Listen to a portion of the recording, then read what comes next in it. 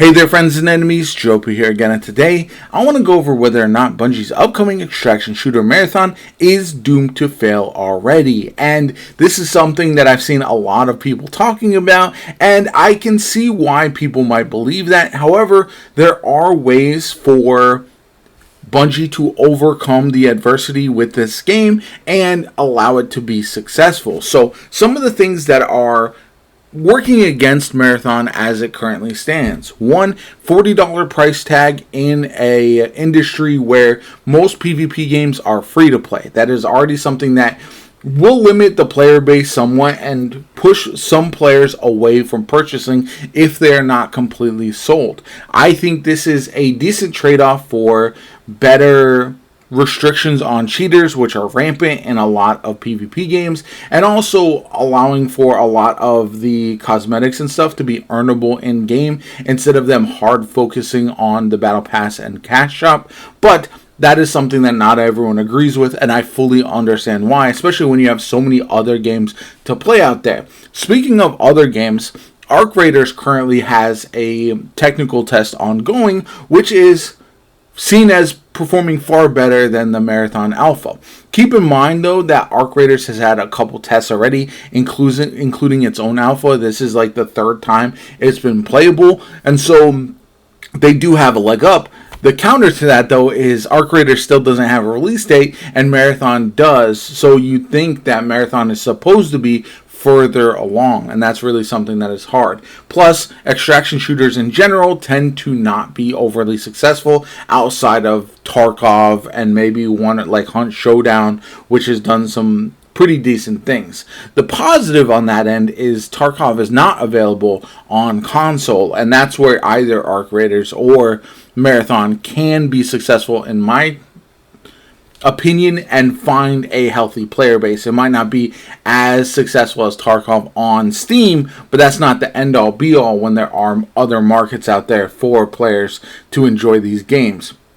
Now, Bungie itself has a history of games struggling a bit at launch with not enough content or with problems that the community has. Destiny 1, Destiny 2 even more so, and some of the past Halo games that they've made as well, whereas they always seem to overcome that adversity. I don't know if that quote-unquote Bungie magic that they talk about is still there within the studio, and relying on that long-term, I think, is a mistake.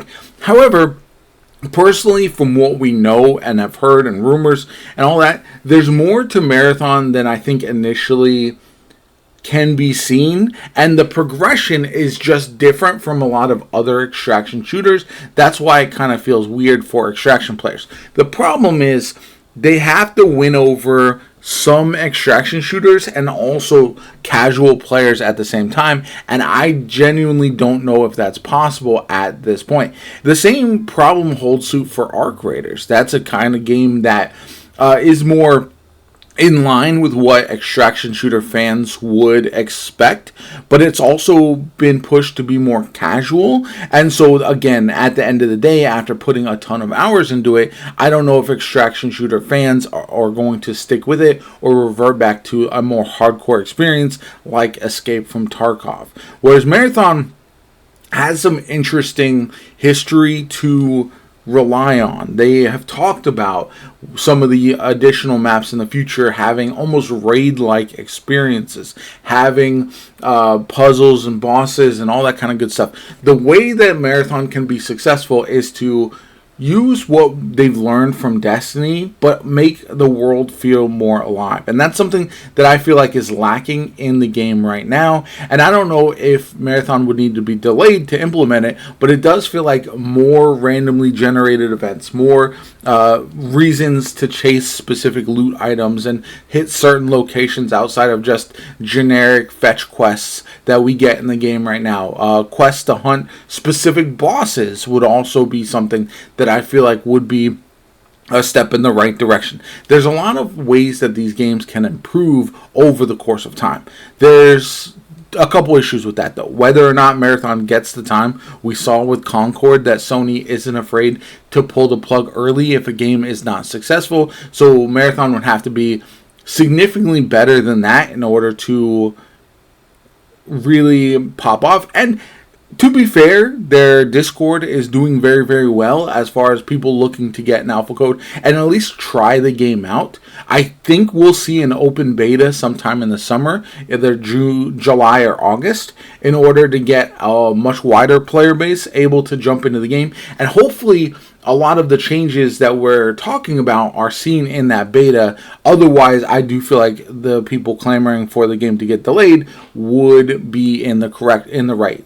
Because right now, as it stands from what we've seen, because of public sentiment, because of the limited content that the game has, because of some of the other problems that Marathon has had so far, I do feel like it's all kind of weighing against the success of Marathon long term.